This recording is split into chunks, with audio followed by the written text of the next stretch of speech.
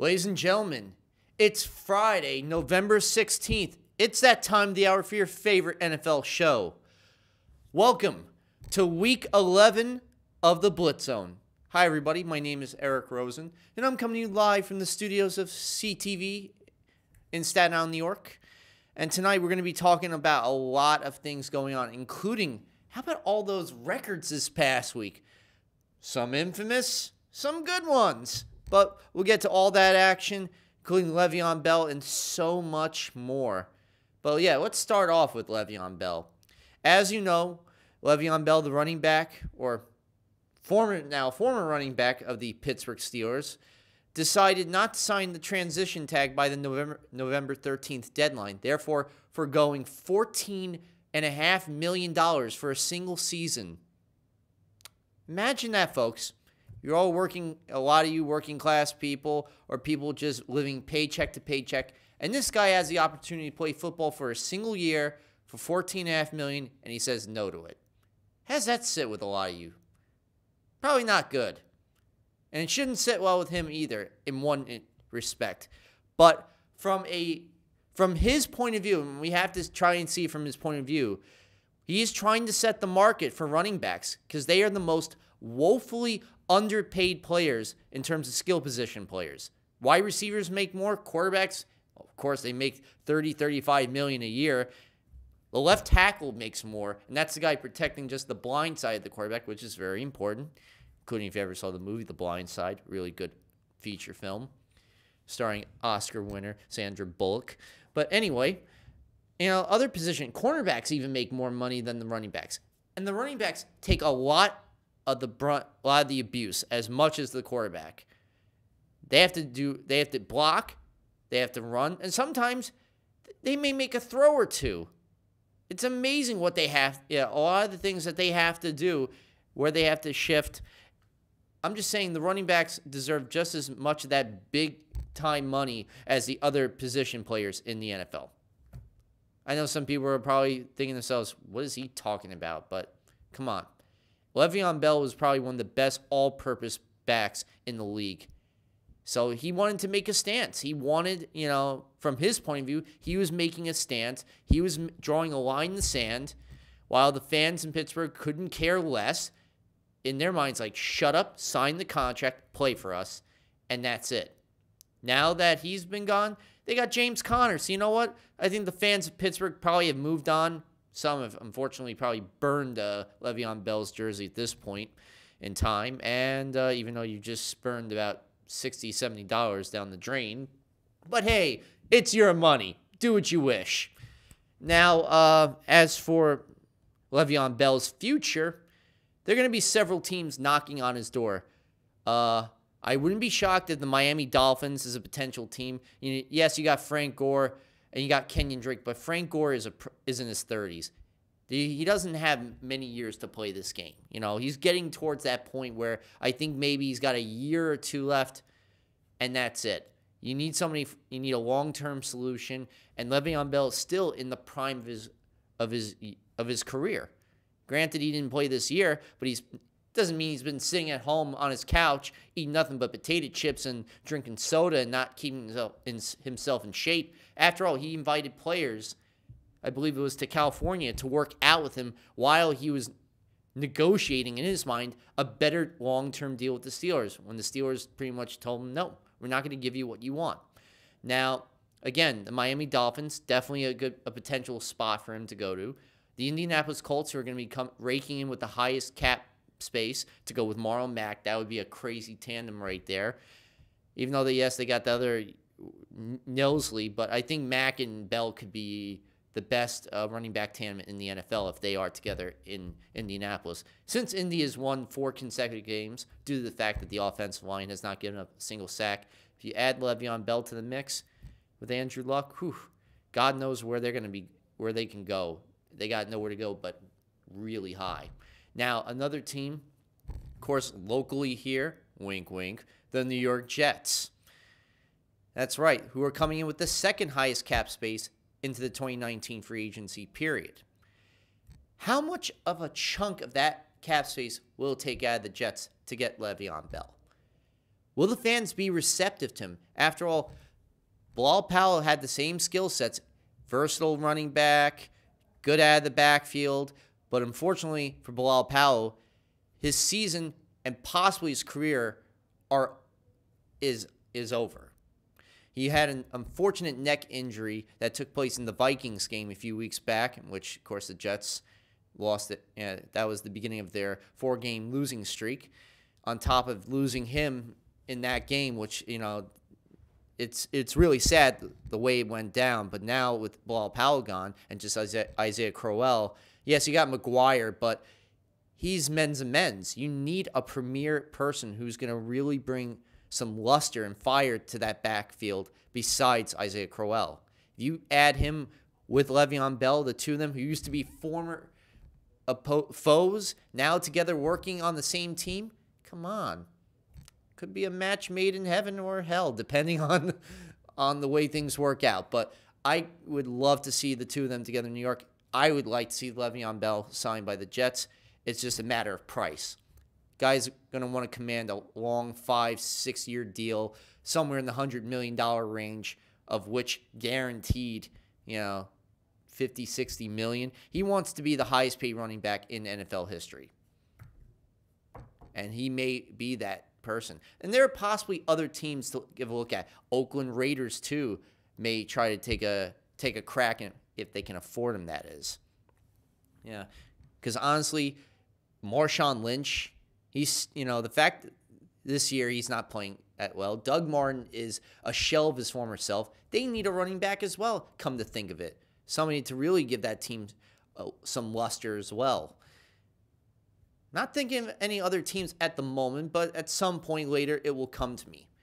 Now, let's get into a little bit of the playoff picture, or what we're seeing right now after 10 weeks of the NFL season. Who are the teams that are standing out? Well, of course, you have the New Orleans Saints, the hottest team in the NFL, hotter than hell, if you ask me. After the first loss of the season, they've ripped off 8 consecutive victories, and that's not including the bye week.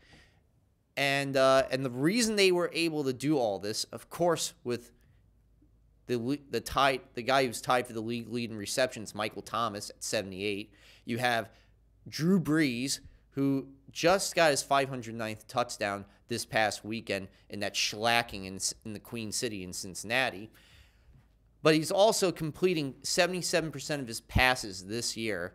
He has only thrown 1 interception.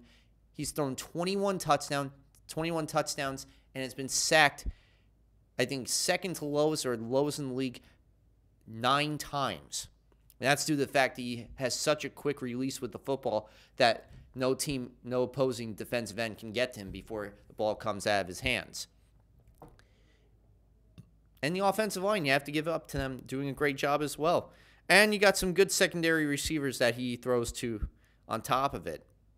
The defense, on the other hand, can use some work, but New Orleans is definitely the team right now to beat at the moment. And not only that, they did beat the LA Rams, who at one point were undefeated 45-35 2 weeks ago in New Orleans. But still, they came up with that pivotal victory. So right there, that gives this argument some credence for sure. And I need some water. Now, another team to keep your eyes on, as usual, the LA Rams. Another team that they did beat a few weeks ago. But the defense, they have what the Saints don't have, a good defense. Yeah, for the most part, even though that kind of contradicts my argument with the Saints-Rams game, because after all, the Rams did give up the most points, 45 in that game still. And Marcus Peters was lackluster, especially on that touchdown at the end to Michael Thomas, who had 210 yards in that game. But nonetheless, for the most part this year, they have one of the best. They have a pretty decent defense that still needs improving. That's for sure. But you got Aaron Donald, you got newly acquired Dante Fowler, along with Ndamukong Suh, Michael Brockers. That is one of the most fearsome members of that front seven. The secondary definitely needs to improve. And the unfortunate news that came out this past week in their victory over the Seattle Seahawks 36-31 was the loss of Cooper Kupp, who earlier had a knee injury and now is confirmed to be done for the year with a torn ACL. They still have Brandon Cooks. They still have Robert Woods, who each have over 50 receptions and 800 receiving yards. And you have probably arguably the guy who should be in the conversation for MVP besides Drew Brees, Todd Gurley, who has over 1,400 all-purpose yards. In fact, he's 12 yards shy of another 1,000-yard rushing season, on top of the fact that he has 17, I believe it's 15 or 16 total touchdowns on the season. Then you have the Kansas City Chiefs, a team whose defense is so lackluster that the offense has to make up for it with over 30-plus points a game. But you have Patrick Mahomes, the most dynamic quarterback this year, who just broke Len Dawson's all-time single-season record for most touchdowns with 31, a record that stood since 1964, by the way. Len Dawson, the guy who led the Chiefs to a Super Bowl victory, Super Bowl IV. In fact, their head coach was the first coach ever to be mic'd during a Super Bowl, too. Just a little fun tidbit right there. But getting back to the Chiefs this season, Mahomes' success really is the rest of the offense success, because you have one of the most dynamic wide receivers who can really be, who's a bit of a tongue twister in terms of how do you defend this guy? How do you take on Tyreek Hill? Doesn't matter where you line up, where you line your defensive end or safety, somehow he finds a way to break through. He really knows how to crack the defensive enigma codes every single week, and he makes it look damn near easy, even though it's not. And then you have Kareem Hunt, the second best running back besides Todd Gurley in the league, who is going to have another 1,000-yard season. Then you have Sammy Watkins, who right now has 39 receptions, as much as he had last year when he was with the LA Rams. So at this point, we're going to see him break out for some more for sure. And then Travis Kelce. Talk about a hell of a tight end to have on your squad right there. So he has the weapons in place. He's got a dynamic arm. He's great out of the pocket, better than I've seen most quarterbacks in a generation. No wonder why the Chiefs put a lot of their chips into drafting him 2 years ago. Then you have the Pittsburgh Steelers. Talk about hot. Since their loss to the Baltimore Ravens, they've won 6 consecutive games right now. Yeah, they've won 6 consecutive games. They're number one. They're first in the AFC North right now. Basically, it's their division to lose at this point in time. And what's really helped the team is the moving on they've done from Le'Veon Bell with James Connors. There were some games, yes, he was lackluster, but he's had 3 consecutive 100-yard games. 2 of those games in a row that he had of 2 touchdowns. And this past week on Thursday Night Football, they gave an unmerciless beating to the Carolina Panthers, and also the fact that Cam Newton was picked off too. So that it was picked off and then went to the end zone. That didn't help either. But at the same time, Roethlisberger getting 5 touchdowns in that game. Well, he's got Antonio Brown. He's got Jesse James, another great tight end weapon. And the defense actually, for the most part, has done its job, especially the secondary, which for years, we haven't seen a great secondary for the Steelers since Troy Polamalu was on the team, who at some point should be a Hall of Famer. Probably one of the hardest hitting safeties ever to lace up a pair of skates from the island, from Samoa. You're the man, Troy Polamalu, the man. And there's really a lot of other teams to keep your eyes out, but really, not to mention the Patriots yet. This was one of the most forgettable weeks, losing 34-10 against Mike Vrabel and the Tennessee Titans.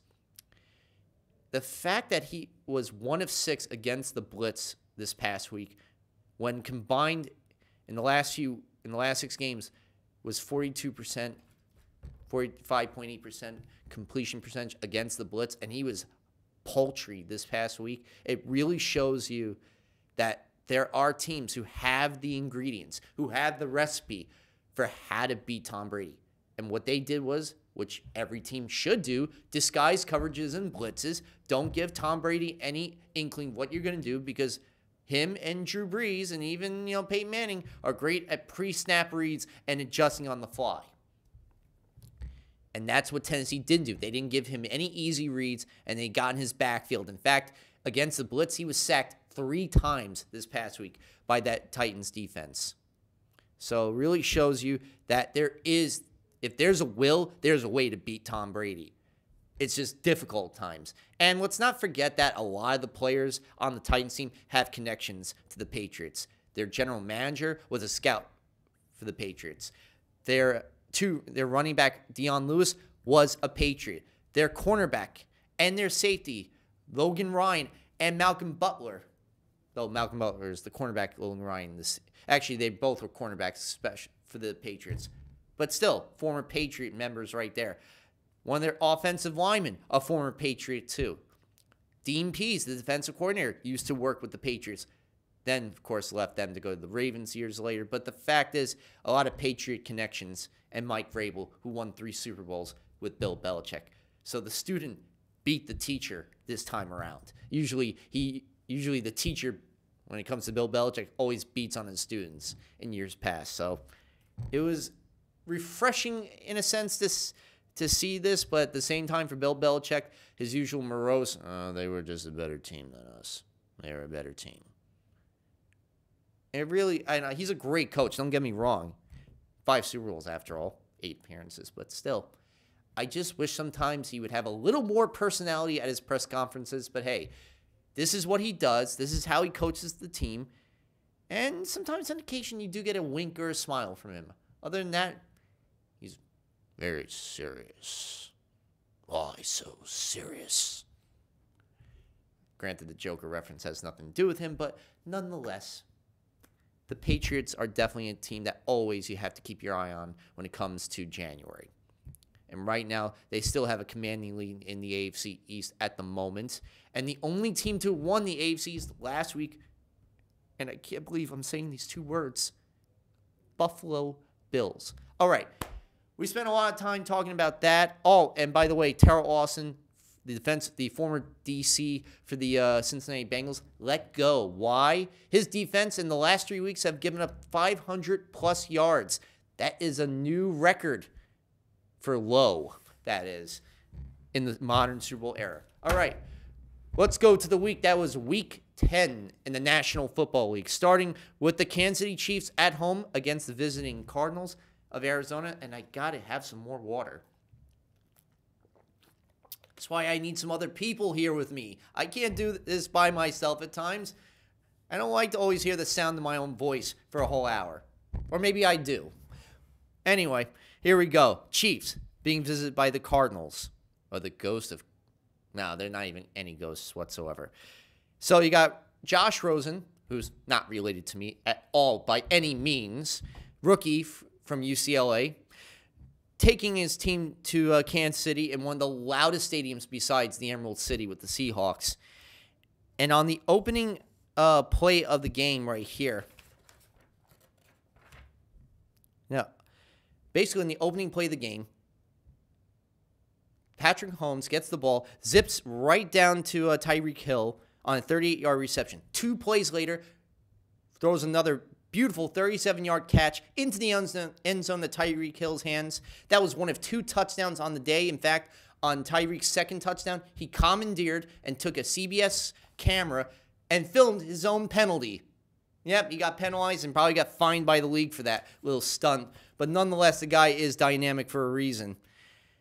And then here we go. The Cardinals are down big time in the second half. But David Johnson rips off a crazy 183 all-purpose game. First time he's seen any life out of him since it was almost reminiscent of 2016 when he had that 1,800 plus all-purpose yard season for the 2017 disappointing season, which he played all but 1 game. Nonetheless, he gets a big touchdown plunge to make it 2014. So Arizona is trying to get their first lead of the game. Rosen has the ball. It's in the 4th quarter. Throws a screen pass. Unfortunately picked off by Justin Houston. A few plays later, Spencer Ware goes in for the 1-yard touchdown. They lose the Cardinals to the Chiefs 26-14. This was not the type of game in which Mahomes usually gets 4 or 5 touchdowns. So the Cardinals were able to play actually decent defense for the most part. But at the end of the day, Just nothing worked out for the Cardinals, and they lost. Now, Falcons, Browns, right here. Nick Chubb just set a new franchise record for most, set a new single game record for rushing yard touchdown in franchise history. Here we go. Browns backed up at their 8. Takes a handoff. Rolls to his right. Big block. Going 92 yards into the end zone. Breaking the previous mark held by Bobby Mitchell, who ran a 90-yard touchdown back November 15th, 1959 against the Washington Redskins. And on the day, Baker Mayfield, the rookie out of Oklahoma, completes his first 13 passes of the day. 3 touchdowns, including the big one to Duke Johnson from 11 yards out. And unfortunately for Matt Ryan and company, their 3-game winning streak was snapped. The only good thing on the day was Julio Jones had 107 yards and became the fastest player ever to reach 10,000 career receiving yards. That's 11 games better than Calvin Megatron Johnson did. That's right. It took 104 games for Mr. Jones to do that, but still the Falcons lose 28-16 to the Browns. Detroit Lions in this visiting the monsters of the Midway and playing the Chicago Bears. The Bears. And the Bears did everything they can. I'll stop talking that Chicago accent because I know it might be annoying at moments. Mitchell Trubisky, 355 yards, 3 touchdowns. And, of course, Anthony Miller, the rookie, having a crazy day for himself. 122 yards, career high for him on 5 receptions. Two of those receptions on big plays, a 45-yard touchdown and a 55-yard catch. That's insane that 122 yards came on those 2 plays alone right there. And the fact that Matthew Stafford was sacked 6 times in this game by the Chicago defense, 2 of which by returning Khalil Mack, who came back for the first time since missing back-to-back games with a right ankle injury. In fact, what was saddening about Stafford, this week and last week, he's been knocked down 16 combined times. I don't know how you stand or still play after that, but my God, that's got to really hurt right there. And even on the opening drive, what you got to love is that Allen Robinson also had a great game, had 6 catches for 133 yards, 2 touchdowns, also coming back from 2-game absence with a groin injury. Rips off a 35-yard slant for a touchdown. Fortunately, the extra point was missed by Cody Parkey. In fact, Parkey missed 2 field goals and 2 extra points, but they beat the Lions 34-22. New Orleans visiting the Queen City, taking on the Bengals. Drew Brees, 3 first-half touchdowns on the day, including the 2-yarder to Michael Thomas. That was his 509th career touchdown, surpassing Brett Favre for second on the career list of all-time career passing touchdowns. He's now going after Peyton Manning. He already passed him for career passing yardage. Now for career passing touchdowns. He needs another 30 just to tie him and another 31 for his 540th and the record. Will he do it with 7 games to go? Anything's remotely possible at this point. Now, as for the Bengals themselves, giving up 509 yards altogether in this game to the Saints, 309 of those yards in the first half, 311 of those yards in the first half alone. In fact, Brees was so perfect. He was 18-20 for 214 yards in that first half, and they ended up beating the Bengals 51-14. The Bengals are really seriously missing out on A.J. Green. They need him right now. This is the worst time that this could happen. Him being out with that right foot injury, that injured toe in his right foot, and putting the onus on Andy Dalton, who, by the way, got sacked 4 times in the game, and throwing a 78-yard pick. Not good, Cincinnati. And I'm hearing Hugh Jackson's actually back with the team. Why? The guy just got fired for a bad stint with the Browns. Why are you subjecting yourselves to more heartache? Come on. Isn't the idea to get somebody who can actually win or play better? Well, yes, the reason he got the job in Cleveland because he was successful with the Bengals. I get that in a sense, and he works well with Marvin Lewis, but Marvin's about to lose his job if they don't get to the playoffs this year. No, that's right. No, that won't happen because he'll have yet another year to fail Cincinnati as usual. Sorry for that sarcastic remark, but come on. If you're a Bengals fan, I think you're fed up with a lot of the crap that's going on. So let's see what happens. Cowboys, Eagles, Sunday Night Football. Cowboys going into this game without a single road victory on the season. Well, on the first possession of the game, Prescott, of course, gets a 75-yard drive in the final 90 seconds of the first half and gets a nice score. In fact, at one point, it's 13-3 in the first half that the Cowboys have a lead.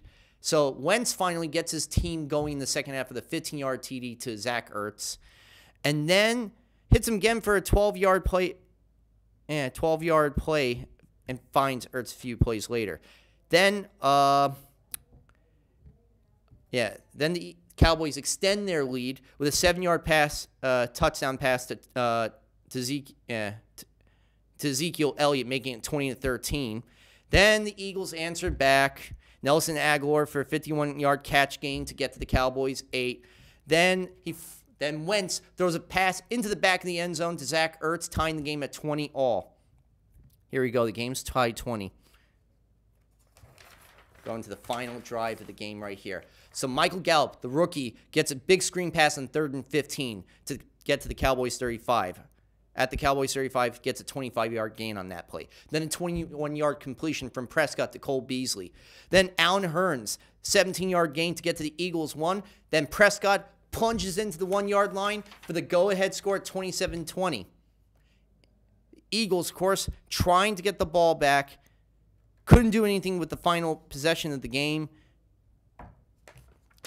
Eagles lose to the Cowboys 27-20.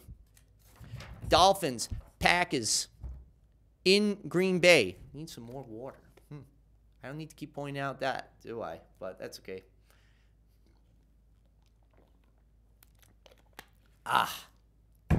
Refreshing. Dolphins, Packers. Brock Osweiler, yet another his 6th consecutive start in place of Ryan Tannehill, who Adam Gase can't stand getting the questions about. But nonetheless, here it goes. On the first play of the game, on a shotgun snap opportunity, he fumbles the ball. Packers recover it on their defense. The offense takes advantage with it, with Aaron Jones going in for the touchdown and giving the early 7-0 lead to the Packers. Of course, Aaron Jones had a career-high 145 yards in the day with 2 touchdowns. Devontae Adams, one of the most reliable weapons for Aaron Rodgers, gets 2 of those touchdown passes. And basically, they end up knocking the Dolphins around for a 31-12 game. That's right. In fact, Bashaud Breeland intercepts deep in Miami territory, and Green, again, a fumble and interception off Osweiler, and they're able to cash in with a Devontae Adams touchdown, 25-yard touchdown with 7:24 to go. The only good thing about the Dolphins is Jason Sanders tied a rookie record for 4 field goals made. Otherwise, it was just a lackluster performance, to say the least. Jacksonville, Indianapolis, big AFC South showdown. Colts going into this game with a 3-game winning streak, and the fact that the Colts offensive line has not given up a single sack. That's almost miraculous, considering Andrew Luck is usually on his back a lot. And the fact that he came back from shoulder surgery, this year, I don't think he wants to be on his back or get hurt that much. So you know what? His offensive line is doing him a service, as well as Marlon Mack in the backfield. And Eric Ebron, 3, not 1, not 2, but 3 touchdowns on day, including a rushing touchdown to end the first half. Yeah, including a 2-yard rushing touchdown. All 3 of his scores in the first half. They're up 21-17. So here we go. The Jaguars are fighting back from this 13-point halftime deficit. They make it 29-23 on a 17-play drive to open the third quarter with a 1-yard touchdown cash. Josh Lambo missed his first field goal, unfortunately, a 52-yard wide left. But then later on, he makes a 55-yard with 5:03 to go. So it's 29-26 at this point. Colts can't do anything with the ensuing possession, so the Jaguars get the ball back. Blake Bortles comes up short. When Kenny Moore III, defensive player, strips the ball from Rashad Green, Malik Hooker recovers with 1:24 to go. Initially, Rashad Green was ruled down by contact. So you would think the Jaguars had a chance to go down the field, get maybe a field goal, tie it up, force overtime. No. Upon video review, it was overturned. It was a fumble recovery by Malik Hooker. Colts were able to kill the clock. They win 29-26. Chargers, Raiders. In the black hole, the last year that the last two, this and next season, the last seasons in Oakland. Because by 2020, they're going to be the Las Vegas Raiders. They might as well have a slot machine and a neon lit sign on the new symbol for the Raiders when they go to Vegas. I think it's ridiculous if you ask me. They should remain in Oakland. It's or they should have been brought back to LA. I just don't get the move, and honestly, good luck trying to sell all those seats. But they will somehow find a way. Anyway, going to the Chargers, talk about a hot team that I forgot to mention earlier that could potentially be a Super Bowl team. After all, they have now had, and with this victory, 6 consecutive victories. The only losses being on the year to the Rams and the Chiefs, the two teams that are going to be playing each other this Monday night. We'll get into in a little bit. Phillip Rivers, of course, 2 touchdowns. Melvin Gordon, 165 yards. Chargers beat the Raiders 20-6. Seahawks, Rams. Brandon Cooks gets a 9-yard touchdown with about 5:49 to go on the game. And this is after Dante Fowler forced and recovered a fumble off of Russell Wilson when earlier in the game he was called for an unsportsmanlike conduct penalty that kept the Seahawks drive alive that led to a Lockett touchdown. But he made up for that with that big fumble off of Russell Wilson. And how about the double sack on 3rd and 5 from both Aaron Donald and Ndamukong Suh? That was great. That's why this Rams defense balances the Rams offense. The only unfortunate side of this game is the fact that Cooper Kupp, the wide receiver, tore his ACL. He's done for the year, but the Seahawks lose to the Rams 36-31 LA. This next game, riddle me this. How does a team that has 501 total yards lose and only come up with 3 points and loses 16-3? Well, I'll tell you why.